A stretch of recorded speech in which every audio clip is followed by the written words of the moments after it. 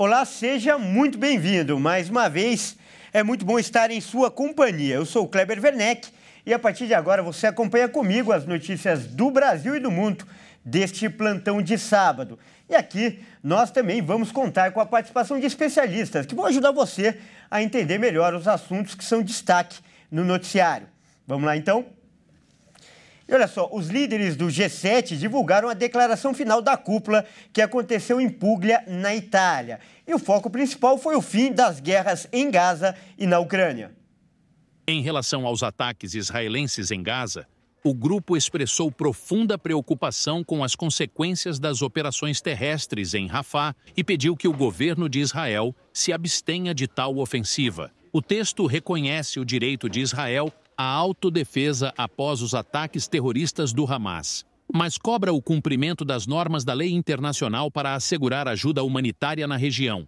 O grupo ainda reafirmou o apoio à Ucrânia na guerra contra a Rússia, oficializando o auxílio de 50 bilhões de dólares viabilizados por meio dos lucros de ativos russos congelados em instituições financeiras ocidentais. Na sexta-feira, o presidente russo, Vladimir Putin, apresentou uma proposta de cessar-fogo que exigia o abandono de Kiev nas suas intenções de se juntar à OTAN e que entregasse 4 províncias reivindicadas por Moscou, proposta que foi prontamente recusada pelo governo ucraniano. A declaração ainda cita esforços em questões como diminuir as crises climáticas e migratória, colher os benefícios e gerir os riscos da inteligência artificial e proteger a segurança alimentar global.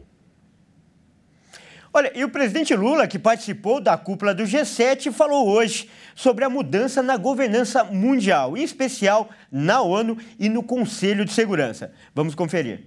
Eu não te direi que nós somos capazes de emplacar no G20. O que eu posso te dizer é que nós nunca andamos tanto no caminho certo como nós estamos andando agora sobre a necessidade de mudança na governança mundial em todos os aspectos.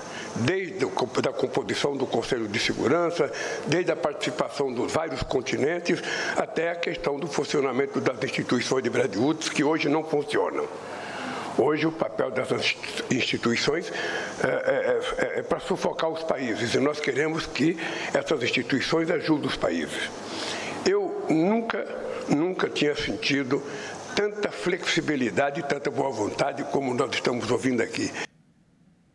Olha, para falar mais sobre a reunião da cúpula do G7 que aconteceu na Itália, nós vamos conversar agora com um especialista. O nosso convidado é o professor Frederico Afonso, ele que é especialista em Direito Internacional e também Direitos Humanos.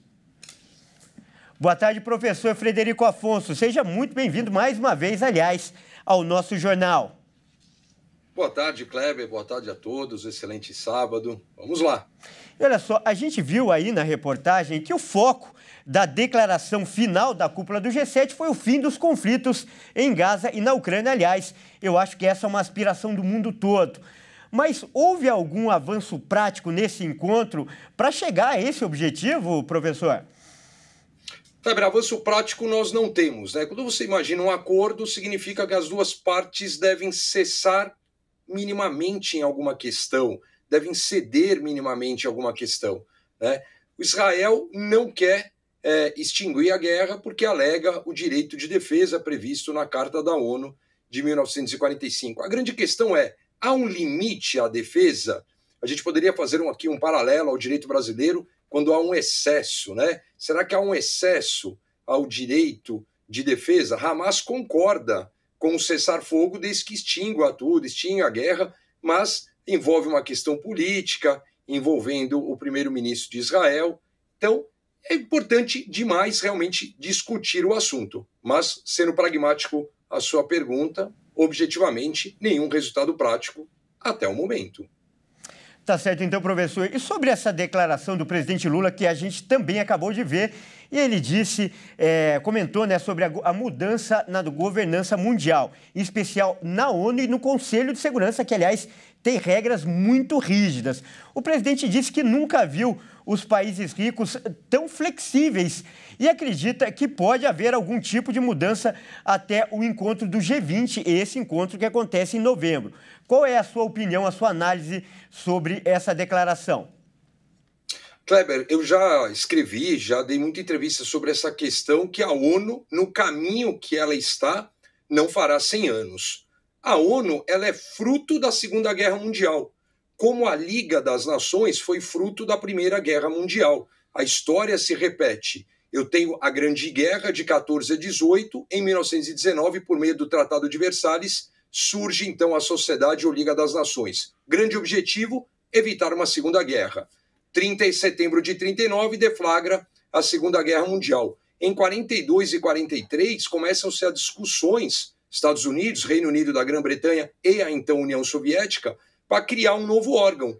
E esse novo órgão ele começa com o Conselho de Segurança. Eles trazem a China para a conversa e, como eu chamo de prêmio de consolação, trazem a França no início de 45 para a Conferência de São Francisco. É publicada a Carta da ONU, o primeiro propósito, assegurar e manter a paz internacional, algo que não está acontecendo. Ou a ONU muda, ou realmente ela vai ser extinta, igual foi a sua antecessora. Agora, mexer no Conselho de Segurança tem que ter justamente uma unanimidade dos 5.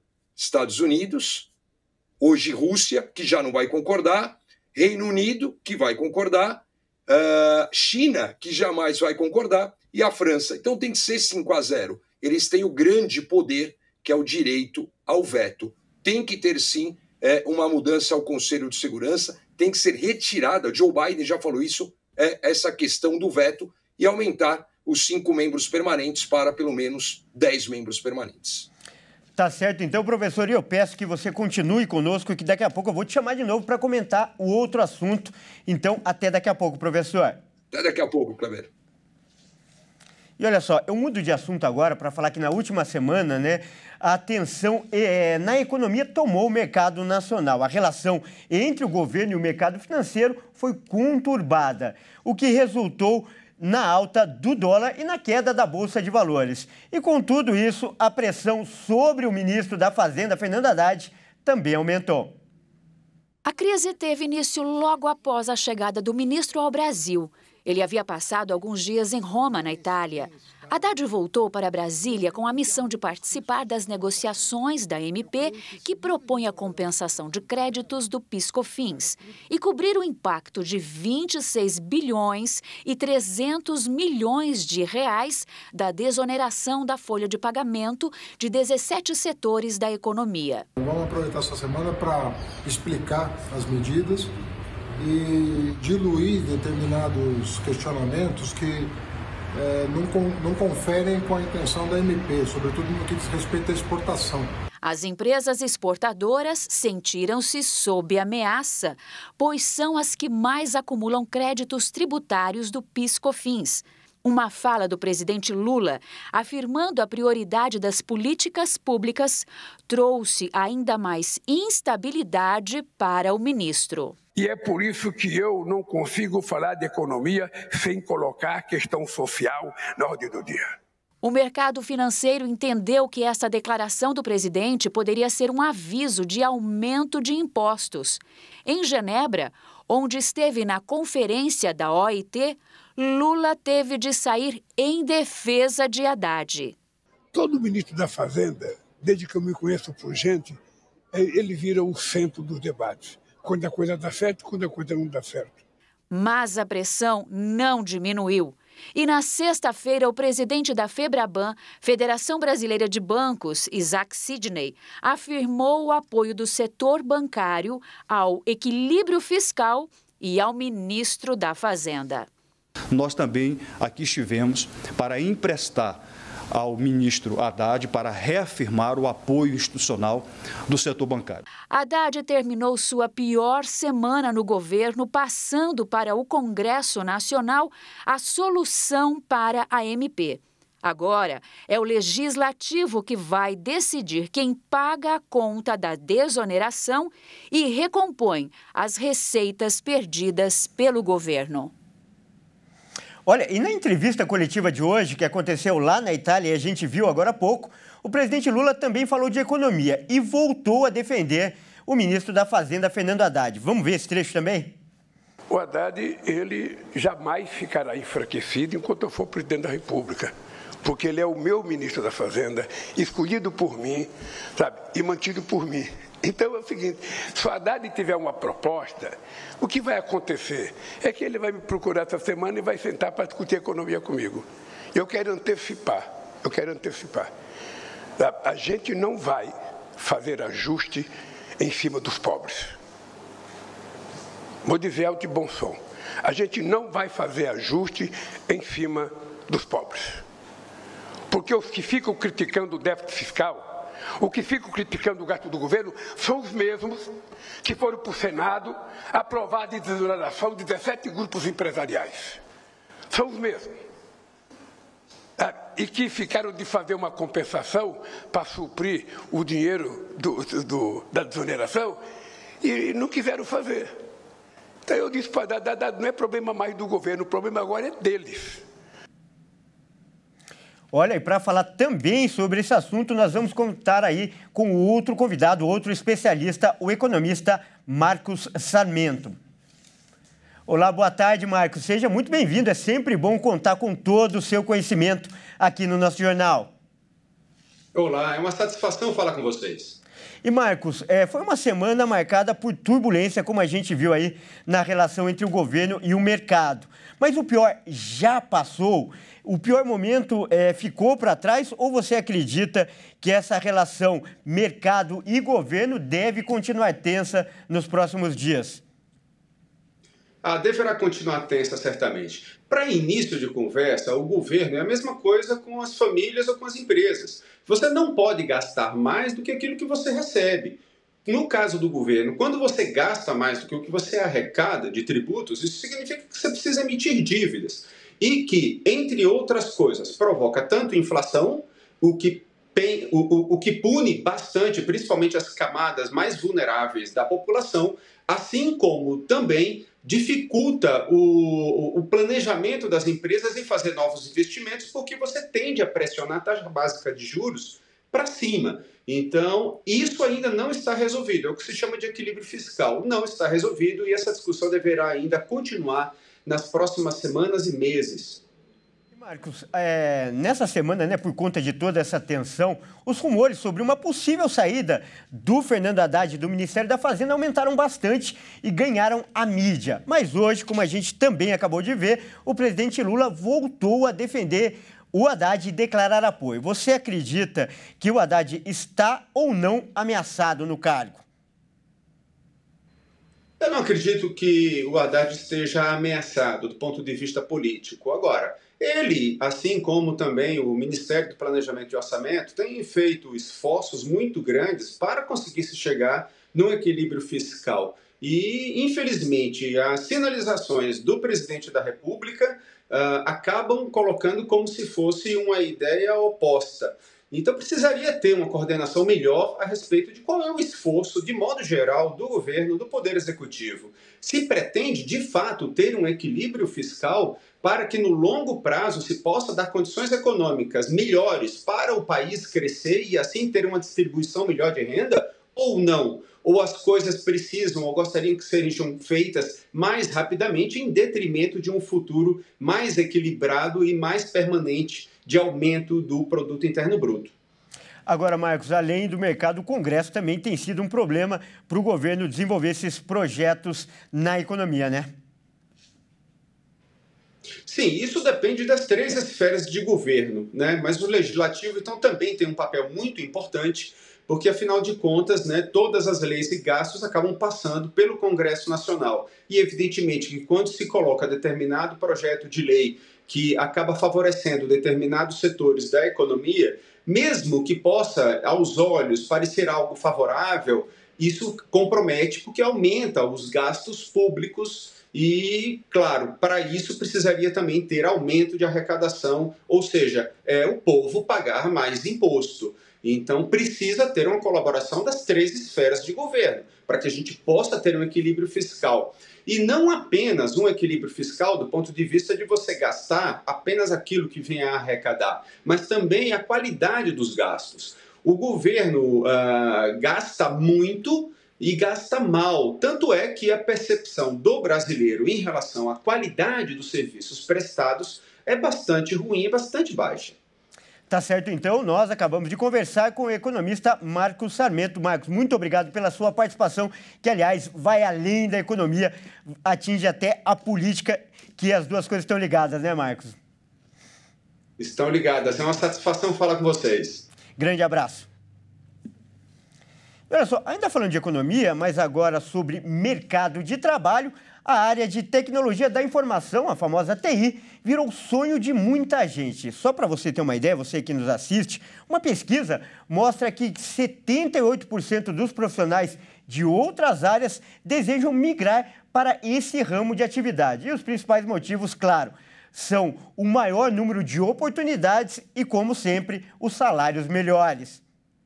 A área de tecnologia da informação tem experimentado um crescimento exponencial nos últimos anos, atraindo a atenção de profissionais de diversas áreas. A migração é uma oportunidade para desenvolver novas habilidades e de adaptação às mudanças tecnológicas. De acordo com um estudo realizado pela Alura, uma plataforma de educação online, 78% dos profissionais que atuam em outros setores, como engenharia, matemática e ciências, estão migrando para a tecnologia de informação em busca de novas oportunidades. O levantamento revela que o campo tem tido um crescimento acelerado e a demanda por profissionais qualificados tem aumentado significativamente, tornando-se um mercado em alta. Essa tendência é impulsionada pela dependência diária de tecnologias em nossas vidas, transformando o TI em um campo cada vez mais interconectado com outras áreas. Além disso, a migração para a tecnologia da informação também é motivada pela perspectiva de uma carreira mais estável e bem remunerada. O setor oferece uma ampla gama de especializações, desde o desenvolvimento de software até a segurança e análise de dados. Isso também sinaliza que a tecnologia está se tornando cada vez mais fundamental para as empresas e a sociedade. E para falar sobre esse assunto, nós não vamos conversar apenas com uma convidada, mas com duas. Olha só, a primeira convidada é a Karina Sena. Ela é formada em engenharia, mas decidiu migrar para a TI, como a gente viu aí nessa reportagem. Boa tarde, Karina. Seja muito bem-vinda aqui ao nosso jornal. Boa tarde, Cléber. Boa tarde a todos. Legal. Obrigada pelo convite. Nós que ficamos felizes por receber você. E olha só, a nossa outra convidada é a Bruna Santana. Ela é analista de pessoas e vai dar dicas importantes para você que se interessou aí por essa mudança também. Boa tarde, Bruna. Seja bem-vinda também ao nosso jornal. Boa tarde, obrigada pelo convite. Legal. E olha só, a primeira pergunta que eu faço é para a Karina. Karina, por favor, eu peço que você conte a sua história, né, que já desperta curiosidade. Como foi que você decidiu mudar de carreira? Particularmente, a história já vem a minha formação em engenharia. Mas eu trabalhei em mecânico, caminhões, ônibus, e geração industrial. Então, foi já um pouquinho fora da minha área. E ao trabalhar com os projetos, eu percebi que eu gostava muito da parte de inovação, criação de algo novo. E aí me perguntei que área que seria algo sempre assim, sempre assim. E o que veio foi a área da tecnologia da informação. A TI está sempre inovando, crescendo. Foi isso que principalmente me levou para a TI. Legal. E olha só, aproveitando então a história da Karina, como ela acabou de contar aí pra gente, eu pergunto pra Bruna. Mudar de carreira não é uma decisão fácil, né? Então, o que a pessoa deve ficar atenta e levar em consideração para tomar essa decisão, Bruna? Então, na verdade, são 4 passos principais. O primeiro é você entender para qual área da TI você está indo e elencar todas as suas habilidades que vão te apoiar nessa troca de carreira e entender quais são as habilidades que você vai precisar desenvolver. O segundo passo, que é muito importante, é levar em consideração que toda transição de carreira, quando você sai de uma área especialista para uma área que você está iniciando, o seu salário pode cair inicialmente. Então, a gestão financeira é essencial. Outros 2 pontos é estar sempre atento ao que o mercado de trabalho está buscando. Então, estar ali acompanhando as empresas, seja no LinkedIn, nos próprios sites, né, na televisão, mas entender o que essas empresas estão buscando. E, claro, networking também é essencial. Então, informar colegas, conhecidos que você está ali nessa transição de carreira e estar entrando em contato com profissionais que atuam na área também para poderem te apoiar. Muito legal. E olha só, volto a falar com a Karina para perguntar para ela, para pedir para ela fazer uma avaliação hoje sobre essa decisão tomada. Valeu a pena e por quê? Olha, para mim valeu muito a pena. E eu diria que quem está procurando sair e trabalhar na tecnologia de informação, focar na área do SAP. É uma área que está crescendo muito, todo mundo indo para o SAP Havana até 2030, para descobrir oportunidades. E é fácil de estudar, o SAP tem cursos gratuitos no site dele, só precisa pegar um pouco de tempo. Mas aí temos ferramentas para fazer tradução online, não precisa de muito tempo. Então, é um desafio bem bom. Iria para aproveitar a oportunidade. Correto. E, Bruna, a gente viu aí uma declaração super otimista, uma avaliação super positiva. Mas você mais técnica, eu peço para você falar agora para as pessoas que estão assistindo e avaliando essa possibilidade de migrar também para a TI. É um ramo promissor? Quais podem ser as vantagens e as dicas que você dá em relação a esse ramo? Perfeito. As vantagens é que a ascensão na área da TI ela é muito rápida, se nós compararmos com outras carreiras. Em contrapartida, precisa sim investir no segundo idioma. Não é essencial para entrar na área, mas ele é essencial se você quiser crescer na carreira. E, claro, estar sempre atento a todas as atualizações, porque a área da TI, embora ela tenha uma ascensão muito grande, ela demanda que você esteja sempre em atualização no que está acontecendo no mercado. Né? Como a Karina trouxe a questão do SAP, então a gente precisa entender qual é o momento do SAP agora. Quem está começando agora vai ter que desenvolver mais para frente, né? Então a área continua aí em desenvolvimento. Bom, muito legal essa conversa, aproveitando essa oportunidade valiosa, né, de contar com uma pessoa que fez essa migração e a outra que é especialista. Eu peço que cada uma deixe uma mensagem para as pessoas que nos assistem e estão aí avaliando essa possibilidade. Primeiro você, por favor, Karina. Olha, eu diria que a mensagem é complementando o que a Bruna falou. Não tenha medo de aprender algo novo, seja corajoso e consistente.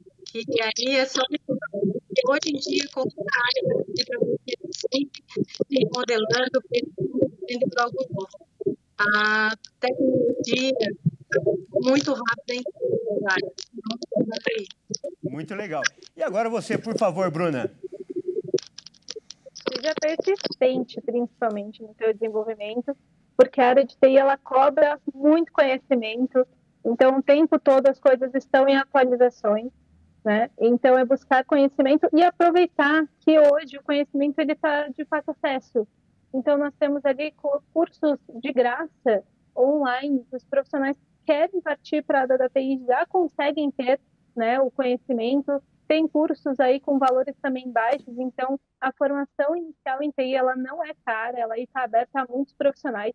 Então, aproveitar esse momento, né, onde os cursos estão aí para todo mundo, estão disponíveis na internet. Tá certo, então nós acabamos de conversar com a Karina Sena, ela que agora trabalha com TI, e a Bruna Santana, que é analista de pessoas. Eu agradeço as duas pela essa participação e essa conversa muito legal. Muito obrigado. Obrigada a vocês. Grande abraço. A gente muda agora completamente de assunto para falar que a proibição das saidinhas de presos para visitar a família foi promulgada nesta semana. Mas o debate e a polêmica em relação ao tema continuam. Foi publicado na última quinta-feira, no Diário Oficial da União, uma mensagem assinada pelo presidente Lula. Em exercício, Geraldo Alckmin promulgou o trecho do projeto de lei sobre as saidinhas de presos que havia sido vetado. O trecho proíbe a saída temporária de detentos para visita à família e atividades de convívio social. O veto do presidente foi derrubado pelo Congresso Nacional em 28 de maio, por isso ocorreu a promulgação.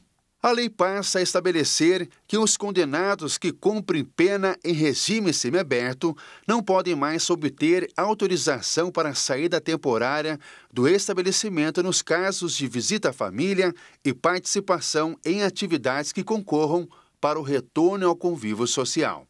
Pode obter autorização para saída temporária do estabelecimento sem vigilância direta apenas nos casos de frequência a curso supletivo, curso profissionalizante e faculdade. Em trecho que ainda não tinha sido vetado, a lei diz que ainda que não terá direito à saída temporária ou a trabalho externo sem vigilância direta, o condenado que cumpre pena por praticar crime hediondo ou com violência ou grave ameaça contra a pessoa. E olha só, ainda sobre esse assunto, a Polícia Militar de São Paulo recapturou nesta semana mais de 100 presos que deixaram a prisão justamente beneficiados por essa saidinha. E a maioria das prisões ocorreu em Campinas, no interior de São Paulo. Vamos acompanhar. 115 detentos foram recapturados só no primeiro dia da saidinha, após violarem as regras impostas para ter direito à medida. Ao todo, cerca de 35 mil detentos foram liberados em São Paulo, com a previsão de retorno às penitenciárias na próxima segunda-feira. A maioria das prisões aconteceu na região de Campinas, com 37 detentos recapturados. Na capital paulista, foram 31 prisões. Já na região de Piracicaba foram 15. Outras cidades do interior também ocorreram prisões, como Ribeirão Preto, Bauru, Sorocaba, Araçatuba, São José dos Campos, São José do Rio Preto e Santos. Conforme as normas estabelecidas, após deixarem os presídios para cumprirem o período da saidinha, os presos ficam proibidos de sair da cidade, frequentar bares, boates, se envolver em brigas, andar armado ou praticar qualquer outro ato considerado grave perante a justiça. Além disso, eles devem permanecer em casa no período noturno. Olha, nós voltamos agora a falar com o professor Frederico Afonso, professor que também vai comentar agora esse último assunto, que é a saidinha de presos. Professor, e o telespectador que acompanhou agora há pouco, você comentando, né, essas questões de direito e política internacional, agora fala de segurança pública. Então é bom lembrar que essa é a sua outra especialidade, segurança pública e direitos humanos, não é, professor? As pessoas acham que é uma cisão, mas direitos humanos é coisa de polícia. Então eu junto aqui a minha dupla profissão, tendo 25 anos na docência na área de direitos humanos e tendo mais de 30 anos na área de segurança pública. Kleber, sobre o tema, se me permite, dados atualizadíssimos. Da 0 hora do dia 11 às 6 horas de hoje, 387 presos foram recapturados. Eu vou fazer aqui um recorte, se me permite. 107 na capital, 23 na área de São José dos Campos, na região, 58 na região de Campinas, 49 na região de Ribeirão Preto, 29 na região de Bauru, 24 na região de Araraquara, 12 na Baixada Santista, 17 na região de Presidente Prudente, 37 na região de Piracicaba. Total de 387, tem outras regiões, dá quase, então, 400 presos recapturados. Você pode falar assim, poxa, foram soltos pouco mais de 30 mil. É um recorte pequeno. Você imagine essas pessoas, então, praticando novos crimes que deveriam estar presas. Em um ano, Kleber, não fechamos junho. De junho de 2023 até o recorte meio de junho, te trago o número exato, foram recapturados 1.966 presos. Então a gente pode falar assim, ó, em um ano, 2.000 pessoas foram, entre aspas, não existe essa palavra, represas, foram presas novamente. é um trabalho assim, duplo, né? Dúbio, é um esforço sem propósito da Polícia Militar, da Polícia Civil, do Ministério Público, do Poder Judiciário. Talvez fiquem felizes os advogados desses clientes, porque é o retrabalho, é o cliente gastando mais. Mas não há justificativa. Às vezes as pessoas pensam assim, poxa, você na condição de professor de direitos humanos, é claro que tem que humanizar a pena, é óbvio que tem que reformular os presídios, mas não é abrindo as portas. E a insegurança jurídica que assola o Brasil deixa dessa forma, né? Quer dizer, a lei nova foi alterada. Quem são os representantes do povo? São os eleitos pelo povo. Claro que o Senado Federal representa os entes federativos, mas o Congresso decidiu dessa forma. Então aí você vem com a interpretação da Suprema Corte, não, a matéria ela é de cunho penal. Se é de cunho penal, não vai ter o retrocesso, não vai alcançar quem já está cumprindo a pena. Então, essa medida do Congresso vai ter uma validade na prática daqui para frente. Leia-se, 10, 15, 20, 30 anos. Né?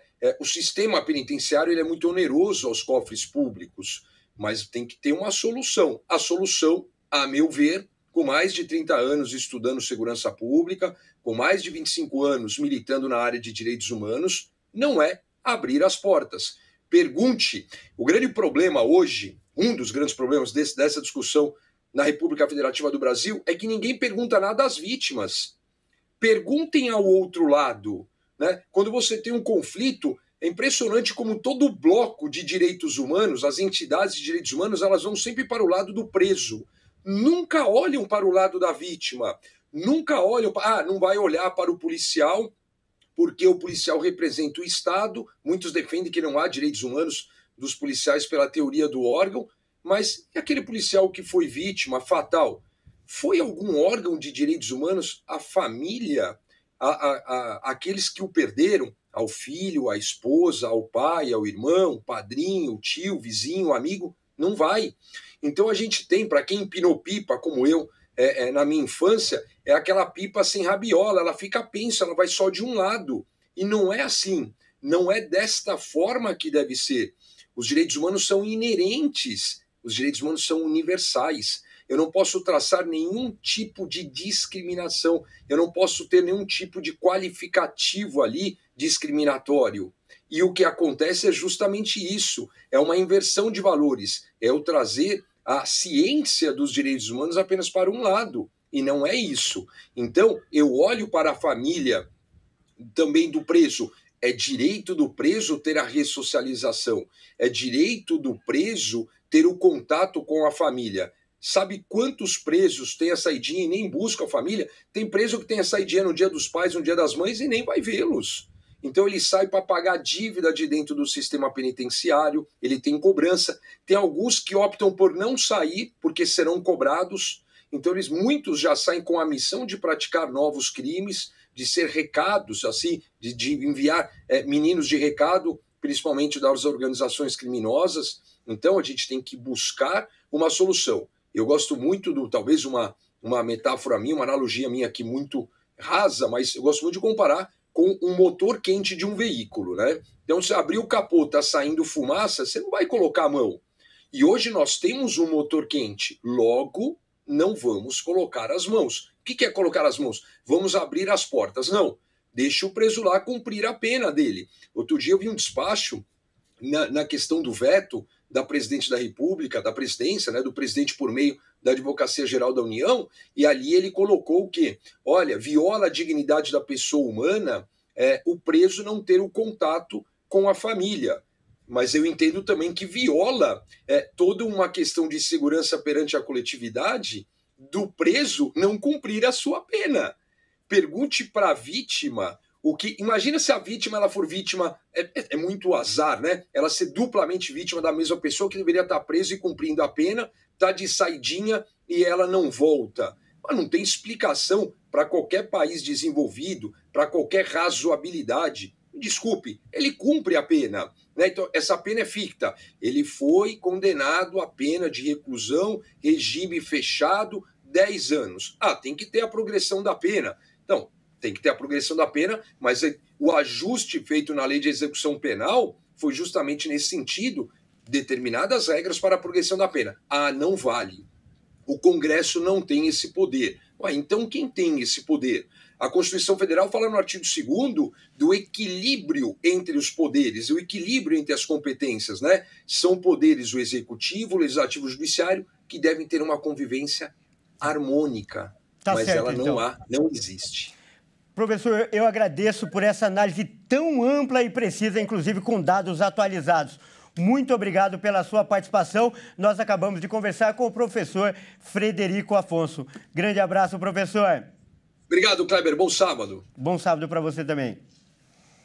Olha só, para finalizar, vamos falar um pouco de clima. O Brasil vive um outono atípico e a temperatura pode chegar até 5 graus acima da média.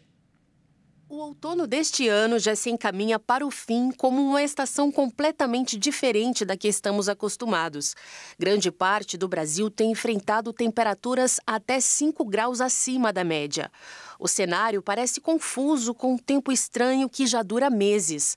Na cidade de São Paulo, por exemplo, as temperaturas máximas ficaram acima da média dos últimos 30 anos em abril, em maio e nessa primeira metade de junho. O mesmo aconteceu no Rio de Janeiro, de 2 a 3 graus acima. Em Cuiabá, a média está 5 graus mais quente em junho. E o fenômeno se repete em Curitiba. A temperatura acima da média em boa parte do território brasileiro tem uma explicação que começa no mar. A questão é que o clima no país é influenciado por 2 oceanos. Então, quanto mais quente o Pacífico, mais forte é o fenômeno El Niño, que cria uma grande zona de alta pressão no Atlântico. Com isso, o núcleo fica sobre o mar, mas as bordas atuam sobre parte do Brasil. O El Niño acabou, mas a transição para o frio que chega com o fenômeno Laninha é devagar. E por isso, ainda teremos dias quentes pela frente. Bom, essa edição fica por aqui. Eu agradeço pela sua companhia e convido a continuar ligado em nossa programação. Até mais!